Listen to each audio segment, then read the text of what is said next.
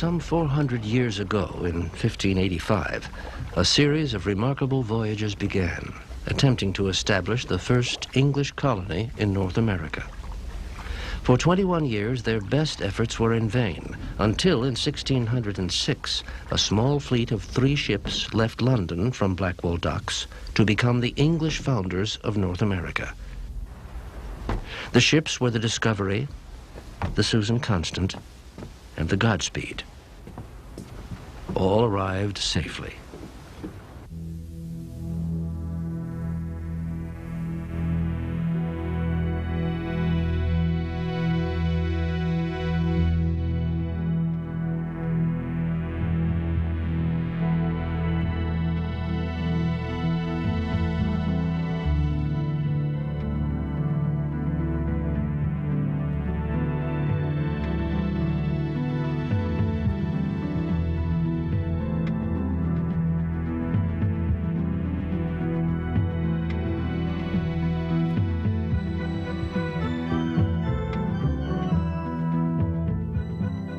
In 1957, on the 350th anniversary of the founding of Jamestown, a festival park is opened by Queen Elizabeth II near the site of the first English landing in Virginia. Here, a series of exhibitions tell the story of the colonization. And outside, in wooded grounds leading down to the James River, there are recreations of an Indian village and the settlers' encampment. Perhaps the highlight of the park is the reconstruction of the founding fleet, the Susan Constant, the Discovery, and the Godspeed. These newly constructed ships were not built for ocean passage, and by 1980 they are badly in need of repair, being kept barely afloat with electric pumps.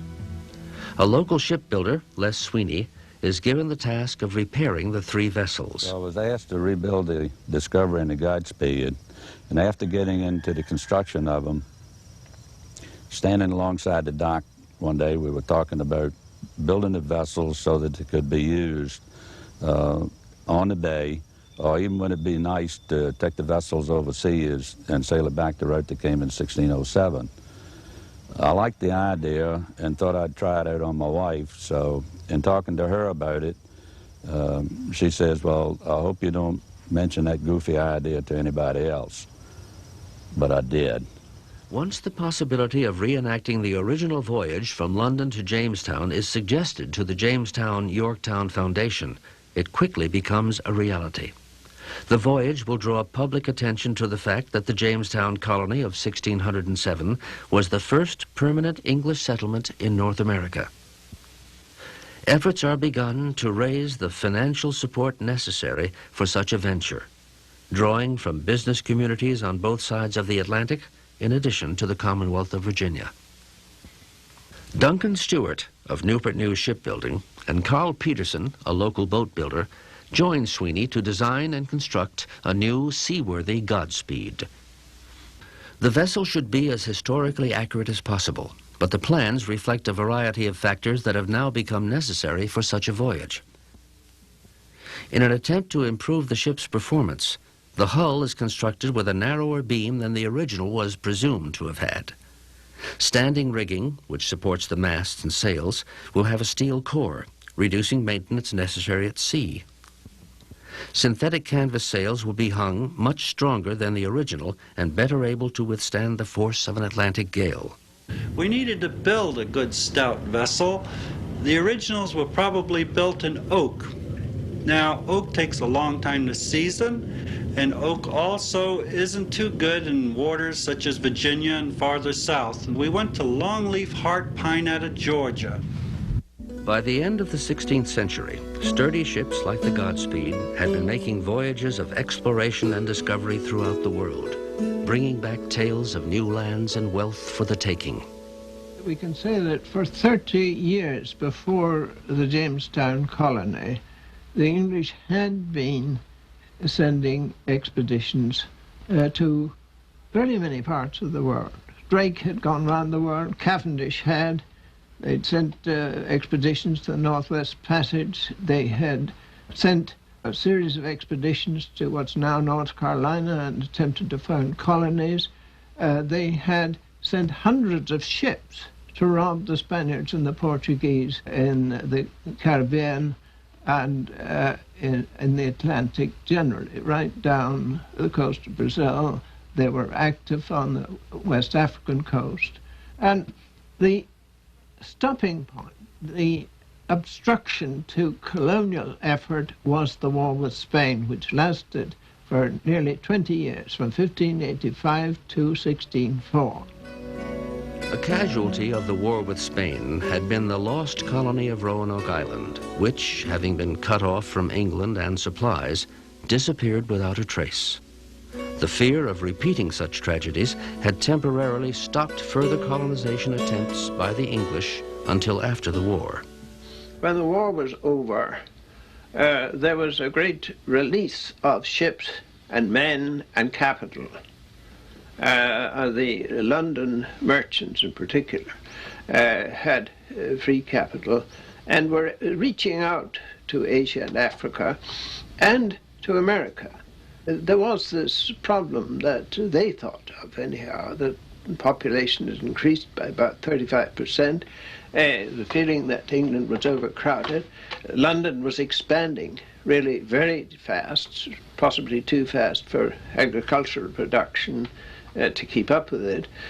And there was a real desire to exploit an area which would produce Mediterranean-type goods and possibly gold and silver, and also ultimately form a place where many Englishmen and women could settle.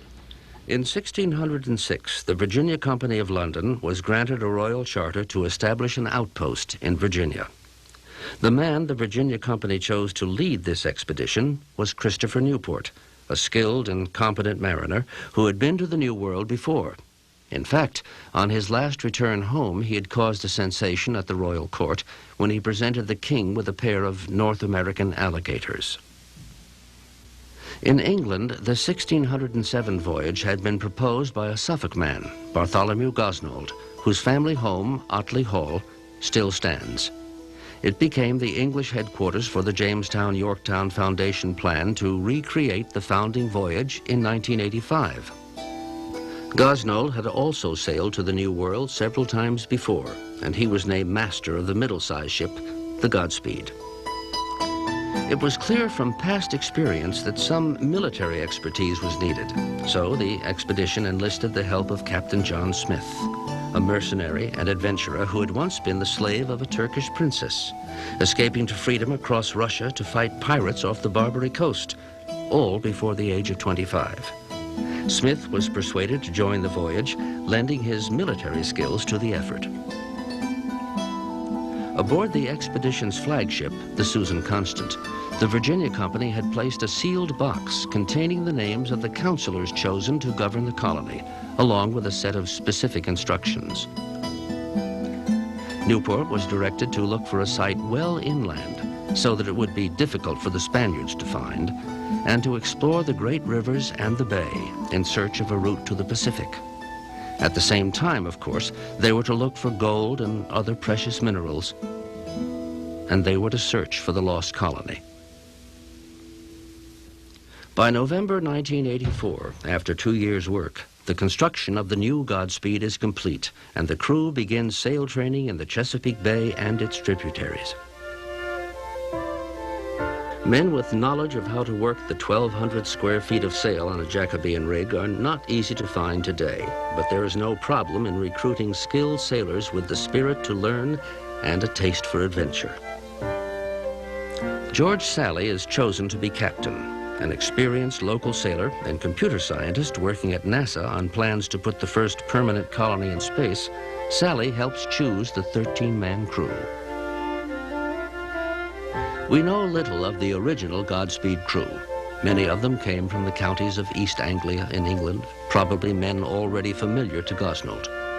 As for the 39 passengers, in addition to a small number of craftsmen and farmers, many on board were listed simply as gentlemen, obviously not expecting to do much in the way of manual labor. What could have prompted such men to risk everything and join the venture? A common motivation existed for younger sons of noblemen who, lacking any hope of eventual inheritance, planned to acquire land and more in Virginia. For others in the group, it was the potential for adventure and financial gain, or perhaps the lure of greater freedom possible in a new world. The Spaniards were not very strong or weakened at this time. The French were vigorous and active. And really it was a good time for the English, if they wanted any share of North America, to jump in. In fact, it was essential that they should jump in just then. February 28th, 1985. Its masts and rigging removed, the Godspeed is lifted onto the deck of a container vessel, the Stuttgart Express. A cradle has been constructed to support the small ship on its journey from Norfolk, Virginia, to its destination on the east coast of England.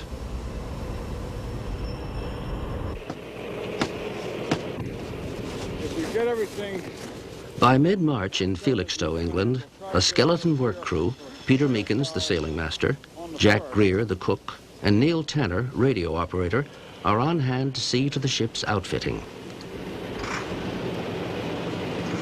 And an English rigger, Nick Cork, begins the work of re-rigging the small ship.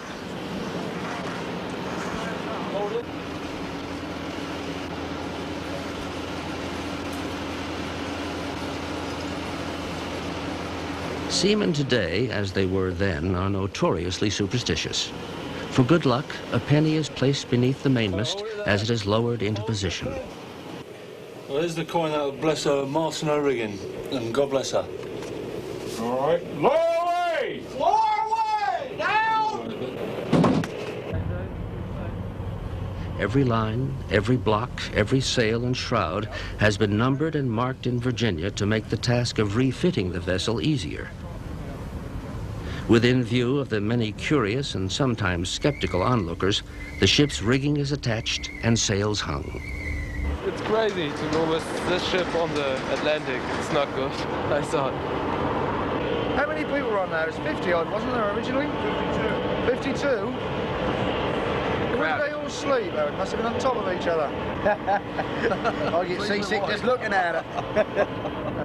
Anyone looking at the Godspeed for the first time is struck by just how very small she is, only 68 feet long.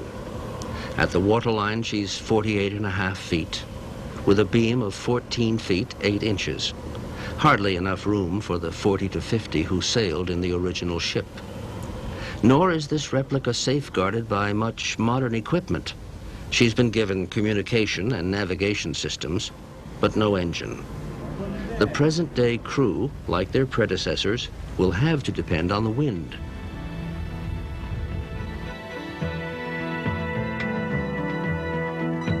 By March 24th, the major work is complete, and a shakedown crew takes it out for a trial run.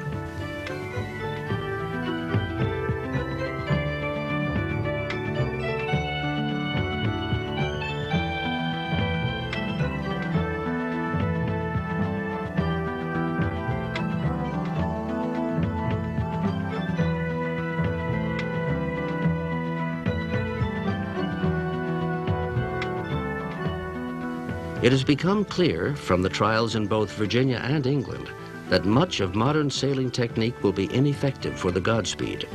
To be successful, the crew will have to begin thinking like 17th century sailors. We're really limited to beam winds. If it gets ahead of that beam, we can't go anywhere. For instance, if she is sailing and the wind is at her beam, we can brace those sails so we can nearly square off with the wind. But that's as far as we can go. So if the wind comes forward, you can begin to see that instead of driving the boat, it simply stops the boat and she starts making to leeward. Same problem with the wind coming aft, we lose a lot of drive. With the wind square aft of the boat, we find that the mainsail catches all the air and the foresail simply drops and we lose all that power. So then the best parameter is to keep the wind somewhere at an angle. That means that you can square off the sails with the wind and simply caulk the boat and drive it off that way, and it seems to work fine.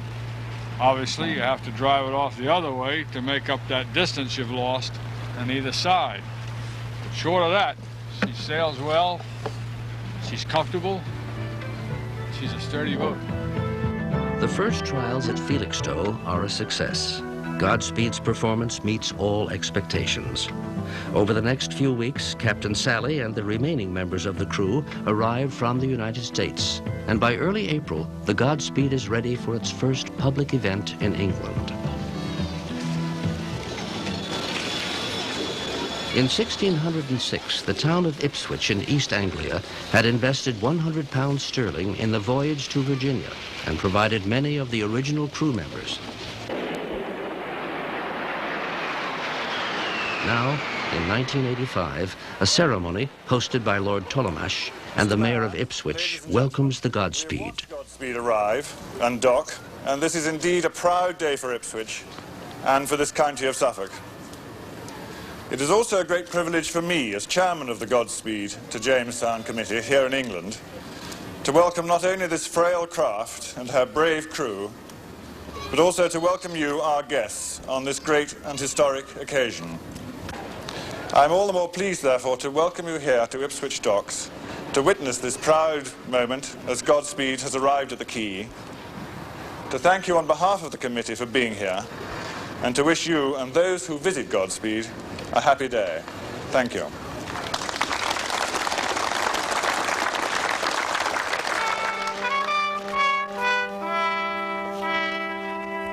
Mid-April, Godspeed rests beside the Tower of London in St. Catherine's Dock.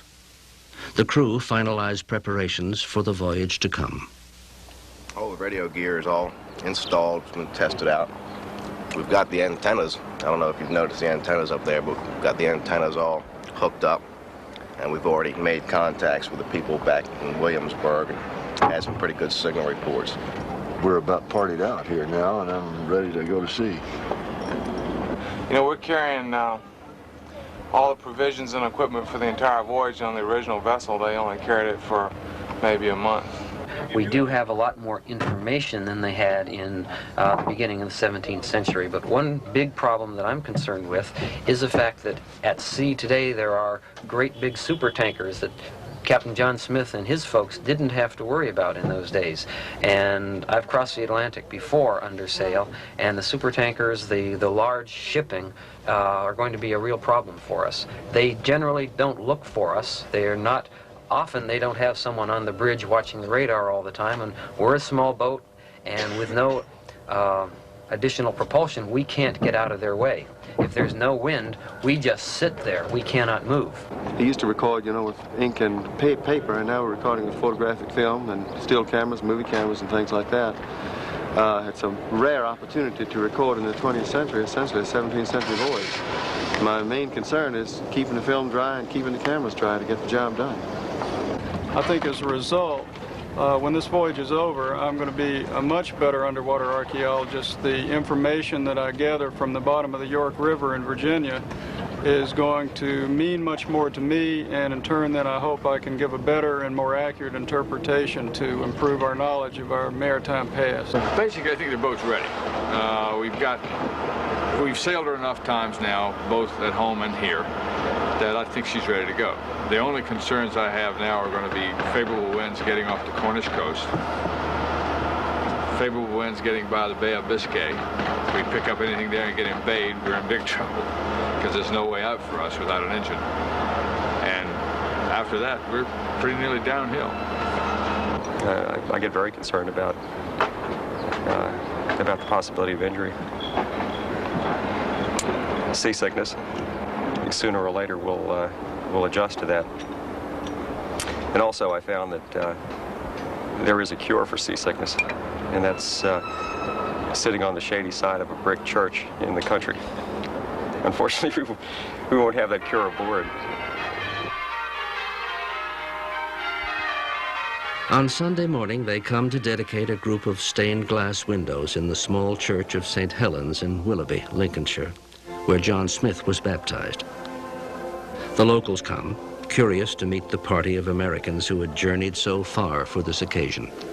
There is a hymn, a prayer, and a brief service that speaks of Elizabeth I, the Virgin Queen, of Captain John Smith, hazardous early ventures to the New World, and the voyage to come.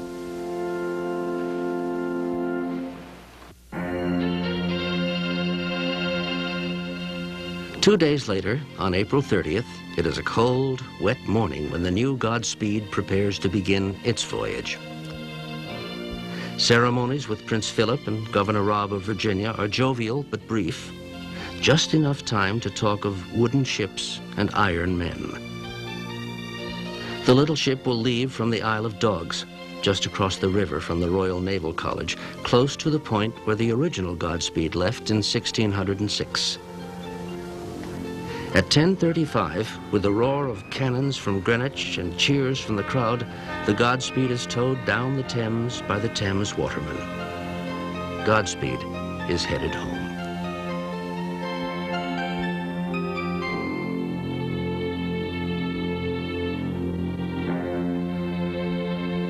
When the Virginia Company's small flotilla sailed down the Thames in December of 1606, they left under cover of darkness with deliberate secrecy so that the Spanish ambassador would not learn of the plans to colonize Virginia. Fortunately, the strategy worked. The voyage in 1985 plans to follow that of the original, south to the Canary Islands, then west to the Caribbean, and finally north to Virginia, more than 6,000 miles under sail. This route, following the trade winds, is guaranteed to be favorable. Guaranteed as long as the winds blow in the correct direction. Unfortunately, this is not always to be the case. In 1606, the three ships were blown savagely by opposing winds in the English Channel. They were forced to anchor for 6 weeks within sight of England. The new voyage had similar problems, but with additional hazards. The English Channel is now a much busier waterway.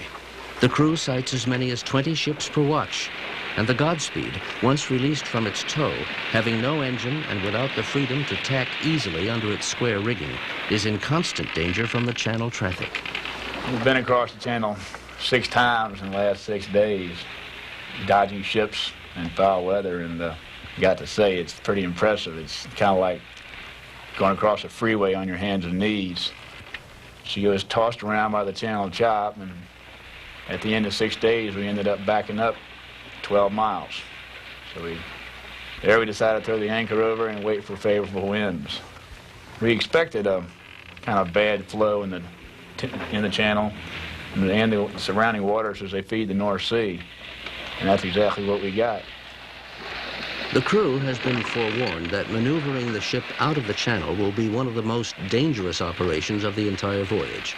It is little consolation that the new Godspeed is the first ship in this century to sail out without the aid of an engine.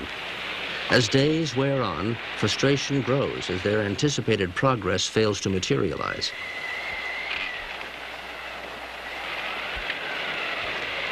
George Percy, honorable gentleman and the most eloquent of the passengers on the original voyage, wrote in his diary that such was the skillfulness of Admiral Newport that there was suffered no great loss or danger. No actual physical danger, perhaps, but herded together, denied privacy, cooked food or fires to keep them warm, and forced to a primitive steerage when the hatches were battened down, misery was widespread and tempers, not surprisingly, flared.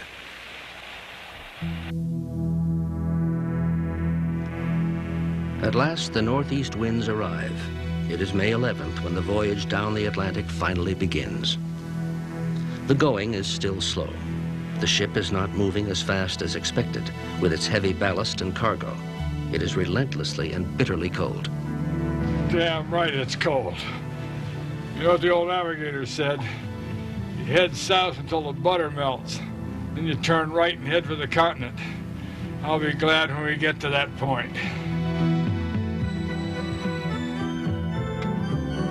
Weather continues to be poor, and heavy storms off the coast of Spain force them to head out into the Atlantic before allowing them to resume their course south.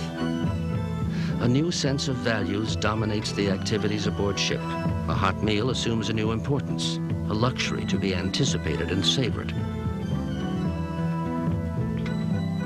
And then there are those occasional moments when the crew can relax and stay warm with an impromptu game of basketball. As the ship draws closer to its first landfall in the Canaries, the weather slowly begins to warm, and the crew's spirits rise with the anticipation of arrival. But it is already clear that the late departure from London, along with delays caused by poor winds and weather, have seriously altered the projected timetable for the ship's arrival. Constant maintenance is essential to a wooden sailing ship. One necessary task is to protect the rigging with baggy-wrinkle. Baggy-wrinkle, made from old rope and hemp line, keeps rigging and sails from chafing under constant motion.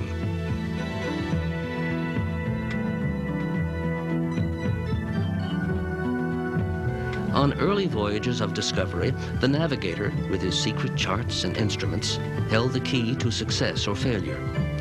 It was then the practice to sail southward or northward until a desired latitude was struck, and then to run along the latitude until the hoped-for landfall was reached. But to do this, he needed a method of determining latitude. Using instruments like the cross staff, he could measure the height of the pole star or of the sun above the horizon, and so deduce his distance from the equator, his latitude. Using a cross staff similar to that used by early mariners, the new Godspeed navigators find that points of latitude can be plotted to within a fraction of a degree of accuracy.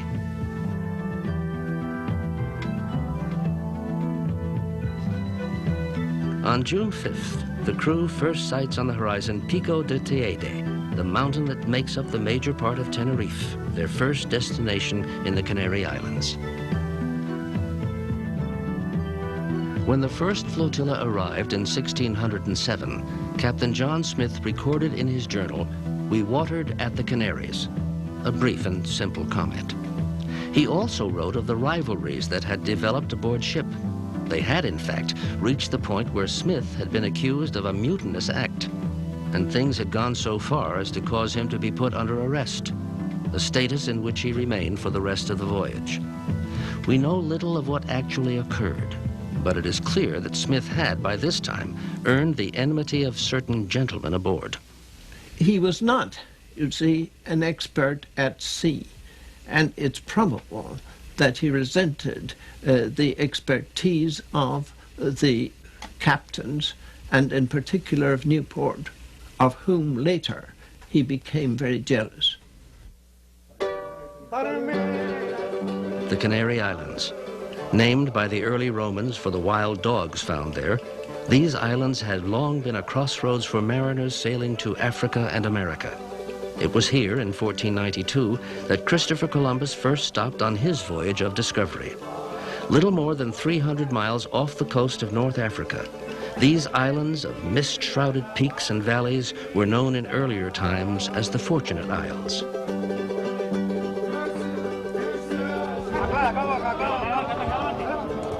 A tug and pilot are required by the port, and so 38 days after their departure from London, they lower sails, haul aboard the tow line, and sit back for the ride into port, Santa Cruz de Tenerife.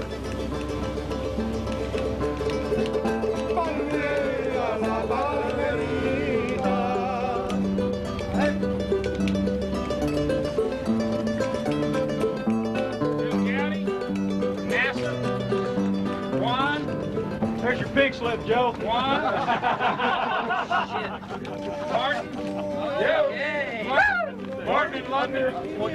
Well, the things that worried me, of course, and I've got to admit it, is the ship wasn't that tried in terms of proving. I knew she'd do it. I had faith. But it had to prove it, and so it did. Of course, it was the same trade with the crew. We hadn't had that much sailing time together and on the ship. I knew they could do it. But some of them didn't even know they could do it. And once again, it had to be proven. It's been proven.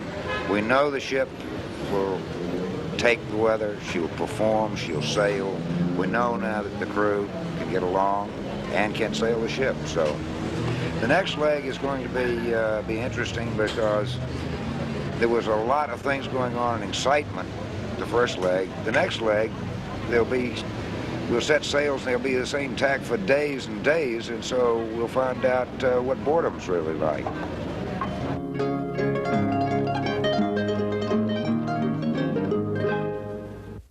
A new crew member, Doug Steele, arrives to replace the documentarian Maurice Duke, who has suffered severe bouts of seasickness since the English Channel. Another crew member, Wayne West, the bosun, decides to leave ship, and Jim Cox takes over his duties. The crew begins readying the ship for the next leg of the venture. Jack Greer shops for supplies, fruits, and other foodstuffs for the Atlantic crossing. Sally, concerned with the weather, visits the port weather office at Tenerife to gather the latest short and long-range weather forecasts. And the crew attempt to enjoy the pleasures of the island in the short time they have left in port.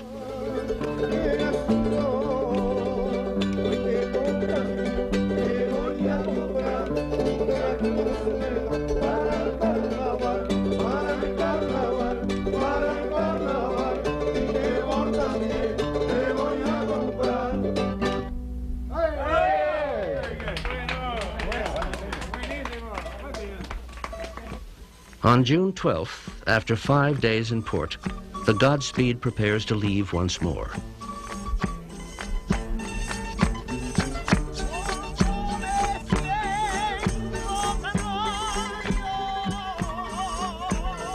The weather is warm, and with supplies covering the deck, they head out.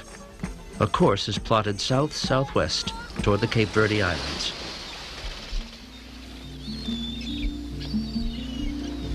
Godspeed moves slowly through the island chain in search of the northeast trade winds, which will carry her across the Atlantic.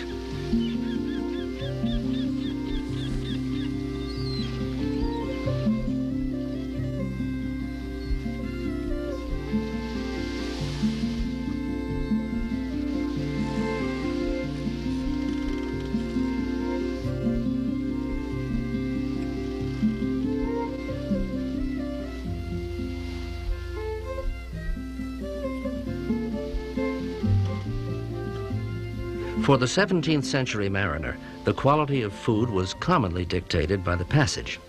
Fresh meats, cheeses, and vegetables might have been provided on the early part of a sea voyage, but for the most part, it would have been preserved meats and fish, salted in barrels and served with hard biscuits, and beer. Cooking would have been done on a brick or stone hearth. The original Jamestown expedition was known to have carried livestock aboard, most likely pigs, chickens, and goats.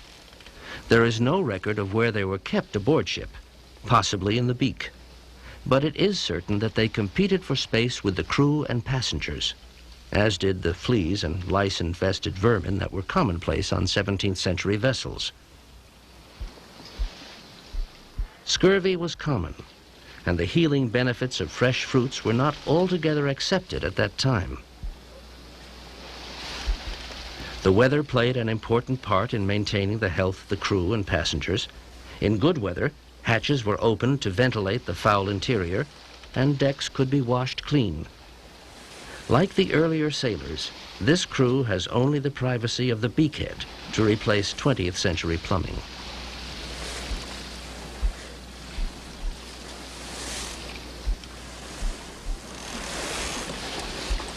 "5 days out from Tenerife, the elusive trades finally arrive. A course is set west 255 degrees for Martinique and the Caribbean.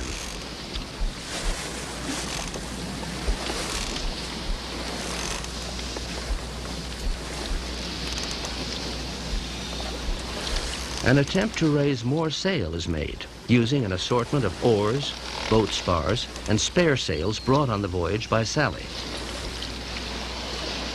For almost a week, varying arrangements of sail positions are rigged in an attempt to increase speed. Although the sails take air, the effort is discarded after a sail blows out in the pre-dawn hours.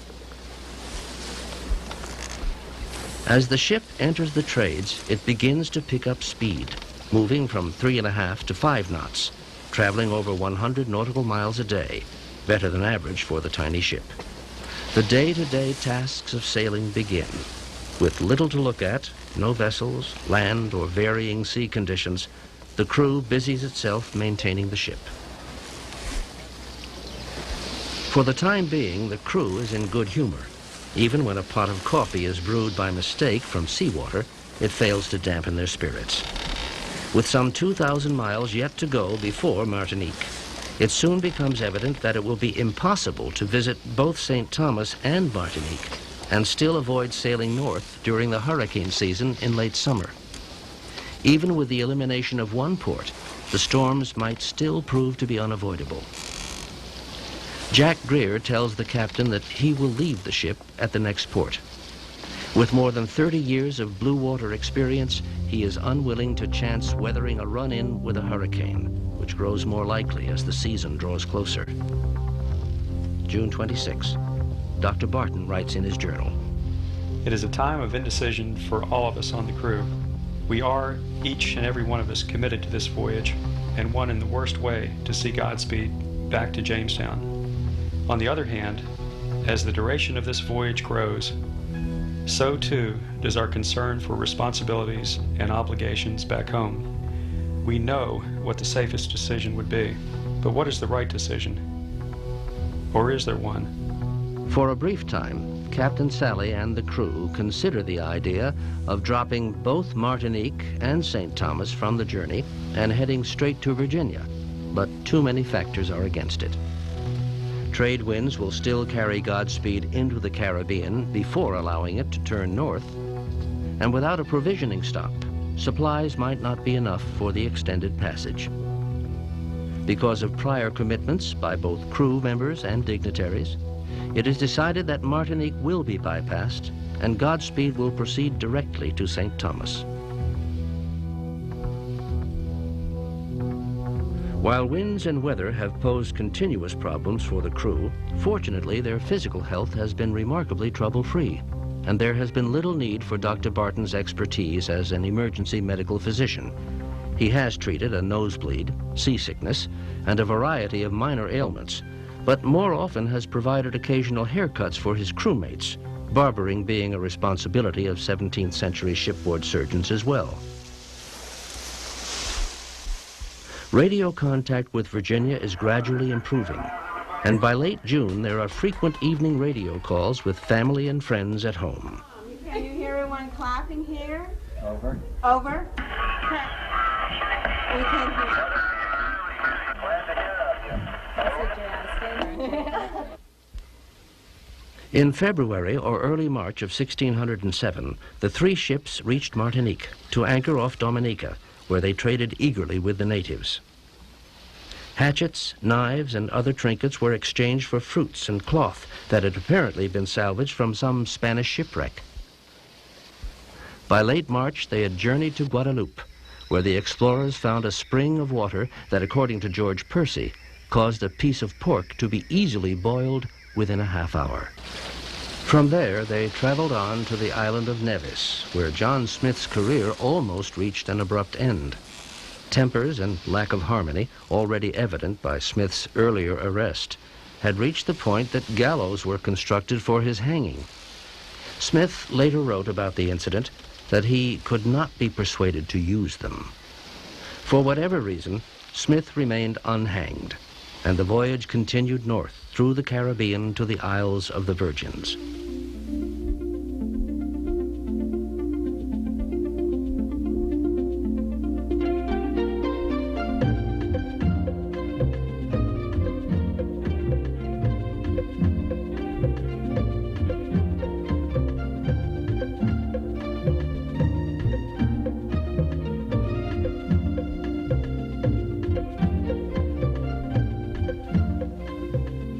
July 13th. Welcomed by a flotilla of small boats, the new Godspeed arrives at the port of Charlotte Amalie in St. Thomas in the Virgin Islands. It was here in 1607 that George Percy described a bay able to harbor 100 ships where they caught great stocks of fish and wildfowl.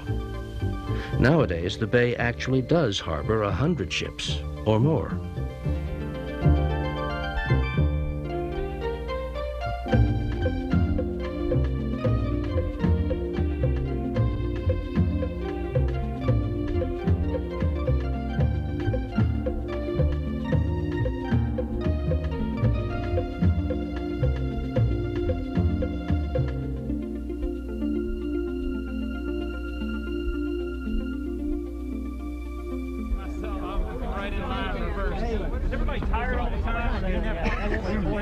We read more books. We ended up eating out of Tupperware. We've got plastic bowls. Each person has his name on it. In sailing, you're going to run the whole gamut, and you have to live with the bad and the good. So it's okay. I took a mid-Atlantic poll of the crew, and I asked them what would be the first things they would do when they hit shore. And interestingly, I think the thing they missed most was friends, friends and family. They said number one, they'd get together with them. A close number two was they'd shower. I can't remember which one was first, the shower first, and then say friends and family, or vice versa. When we left the Canaries, the trades were exactly what they were predicted to do, what they've been for 300 years. They haven't changed a bit, so this past leg of the voyage has been almost identical to what they would have encountered. Shore, please.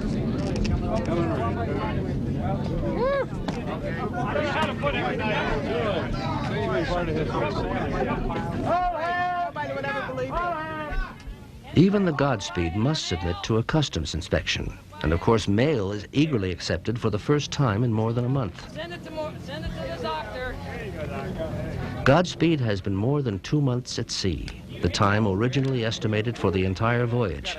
And now, with the onset of the hurricane season, once again a re-evaluation of the ship's schedule is needed.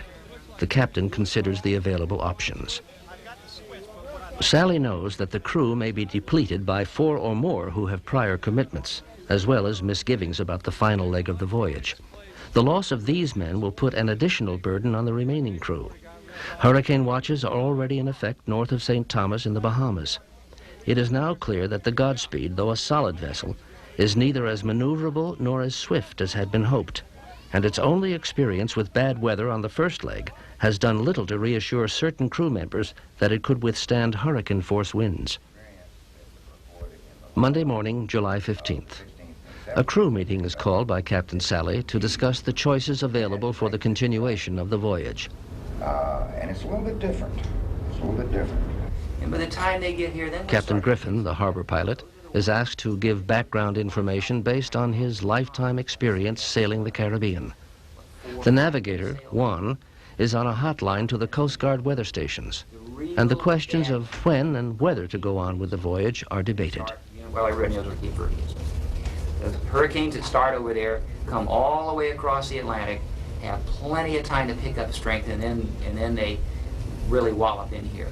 I think the average is about 2 per century. The high off Bermuda... For 3 hours, the discussion goes on. The safety of the boat and crew, the possibility of facing hurricanes shorthanded, and the limitations of the vessel are on everyone's mind. If we go, it's quite probable that we could make it. However, under those circumstances, we do stand a chance of both property risk and personal risk. If we don't go, what we stand a chance of, and you heard that before, is property risk. And my position is, I take property risk. The choice has been made. The ship will wait out the hurricane season. Sally will not risk the crew and boat against the very real possibility of hurricanes at this time of year. It is not a happy resolution, and for many of the crew it is a devastating decision. This morning, it was a prudent decision, very prudent. And my feeling that decision was overly prudent. But that's the way she goes. We've learned quite a bit about a sailing vessel such as a square rigger, and we've learned that it's so inflexible that we modern yachtsmen cannot apply the rules that we understand of sailing to this vessel. And that in turn has resulted in an additional level of patience and understanding on the part of the crew that basically this ship's going to take us where this ship can take us. It's not going to go where we want it to go if it can't go there.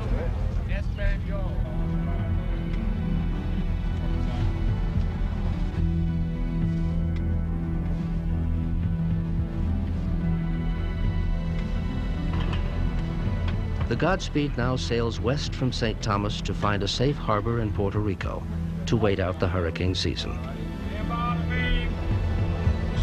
Once the main's set, you have to con this boat from the waist. Doc, release that main tack and haul on the sheet.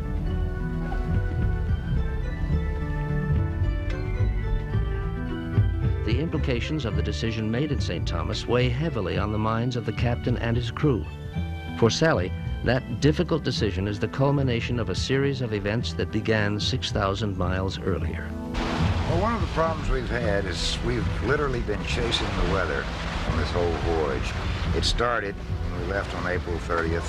We were looking for the westerlies coming down the channel, and all we got were the easterlies, the wrong direction. We came out of the channel. We were looking for the beginning of the trades to get us down the coast. They were gone, so we had light airs, and we ghosted down to the Canaries. When we left the Canaries, I was looking for the Portuguese trades. They were gone by that time of the year, and so I had to go for the South African shore winds. We did have good luck in picking up the trades across the ocean, but I could see the chance of the one sweeping up the East Coast disappearing, and was worried that I'd be faced with light airs. By the time we got there, a high pressure moved in, the winds had died, and all I had left was Hurricane Alley.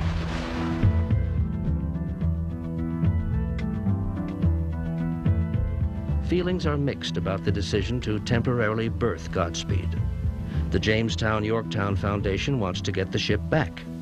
If she is to stay in Puerto Rico until the spring, storage and maintenance costs will multiply. There has to be some alternative. It appears in the form of Captain John Ralph Christensen, a delivery skipper from Virginia. In September, Neil Tanner, who had been caring for the ship in San Juan, is joined by Christensen and a multinational crew of sailors, including, for the first time, a woman. The 12-member crew is rounded out when two of Tanner's old shipmates, Barton, the ship's doctor, and Robert Woolard, the assistant navigator, return to the vessel. The best crew that I've been able to put together and have the privilege of working with. A lot of diverse personalities. We were fortunate in the fact that we had 3 people on board who had made the original 2 legs of the trip, and that experience was invaluable as to the nature of the ship. It made it a lot easier for the rest of us to get a feel for it very quickly. It is to be a delivery, to get the boat back in the fastest amount of time by the safest route possible. The ship's sails and internals, removed for the berthing in Puerto Rico, must again be refitted. Les Sweeney arrives from Jamestown to help with the work. Adrian Bishop, an Englishman and veteran of square rig sailing, is navigator for the final leg. He maps out a route to Virginia, taking advantage of hurricane holes to be used as shelter if needed. Once again, the Godspeed is ready to sail the final leg, 1,200 miles to Virginia. Delays appear in the form of a tropical depression, but on September 18th, they leave port. At almost the same time, a new storm is forming over the Cape Verde Islands to begin its path across the Atlantic toward the Caribbean. Growing rapidly in size, with winds reaching 150 miles per hour, Hurricane Gloria approaches. This is the kind of storm the crew had been warned of by the harbor master back in St. Thomas. But for now, the sun is shining. Spirits are high, and as they leave harbor, a porpoise escort provides a good omen for the journey ahead.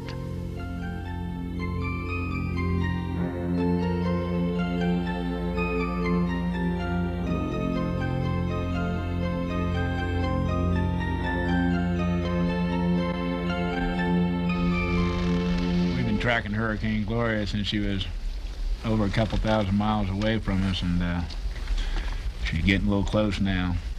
Rather than take the outside run, that is east of the Bahamas, which would have been faster and shorter, we've decided to go on the inside and have a few more hurricane holes for options.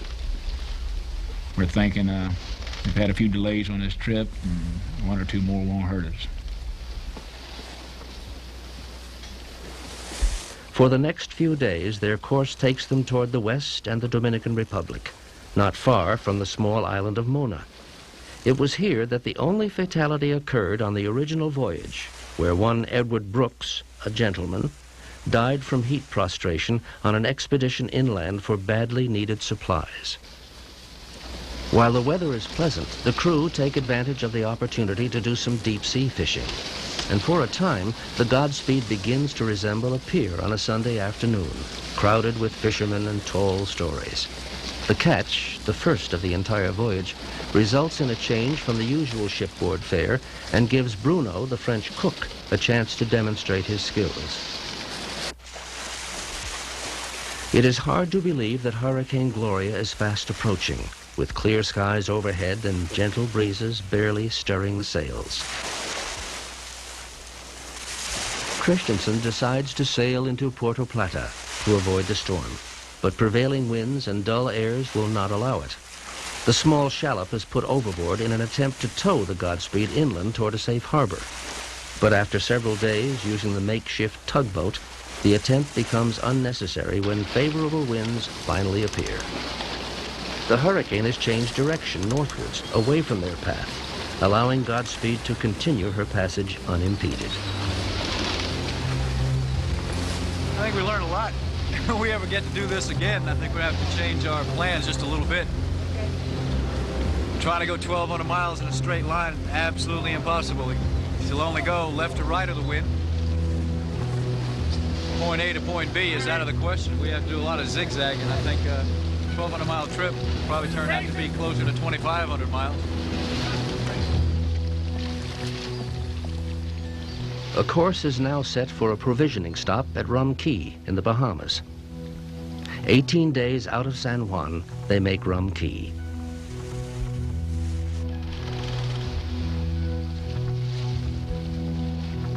October 8th. They are once again underway, but with light winds, they make only 27 miles in 24 hours.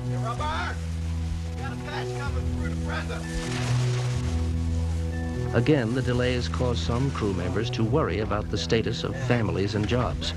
Hear Robert coming on to speak loud and clear. All right. Don't forget to say over. Rob, you the same thing. Make sure you say over after you're done talking to her. Just speak real clearly to her. Okay, is she on the line? Yeah, she's all ready to go. Woolard's mood improves when he learns that he still indeed has a job waiting for him in Virginia.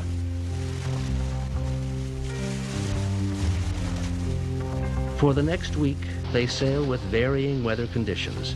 They are running out of books to read, and the monotony of the final leg is felt by most of the crew. By now, Godspeed is approaching a latitude of 35 degrees.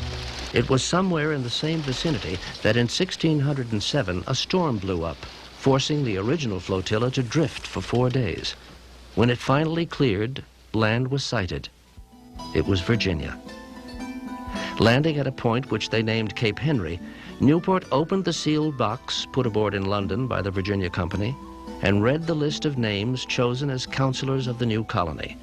To the surprise and discomfort of many, John Smith, still under arrest, was named among them.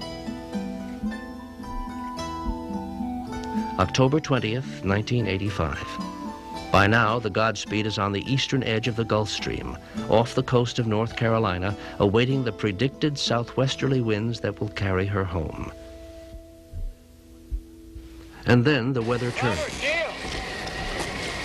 Instead of southwesterly winds, the first nor'easter of the season appears, driving the ship toward the shoals of North Carolina, an imminent disaster.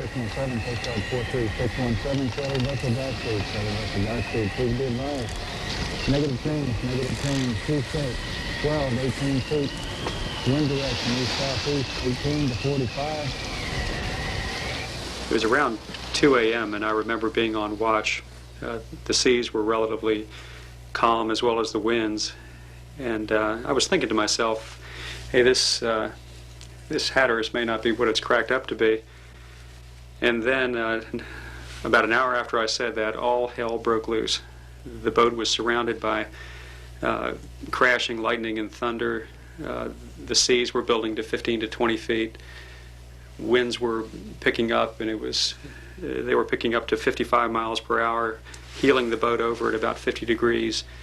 The winds just tended to take the tops off the waves. All hands were called. Everybody came up on deck clipped in with their life harnesses. They started brailing up sails. They started lowering yards, putting out sea anchors. And despite all of this, we were being pushed backwards at 4 knots directly toward the graveyard of the Atlantic. And our skipper finally put in a call to the Coast Guard for assistance. There really wasn't much more that he could do.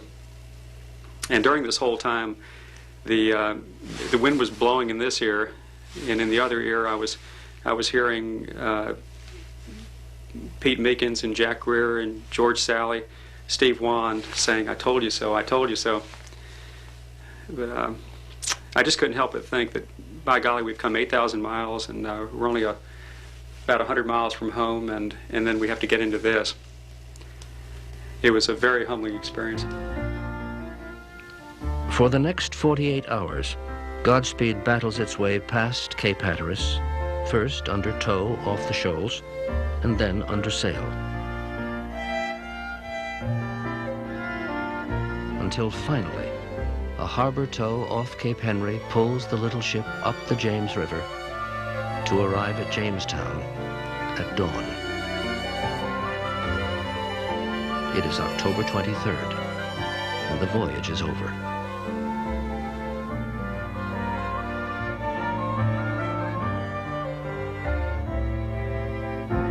For all who sailed with the Godspeed, it has been more than a reenactment.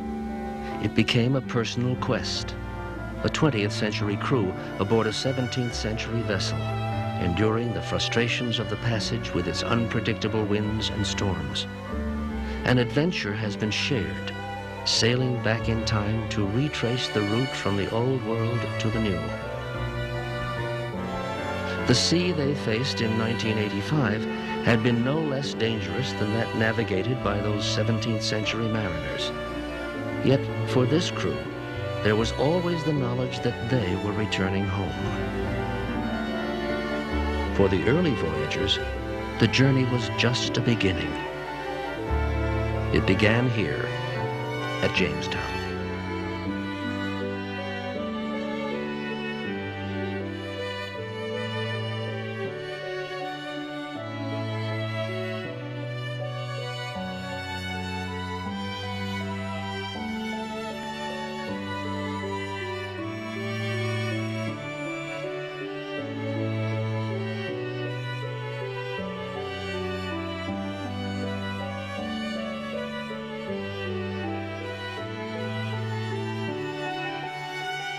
Thanks for watching.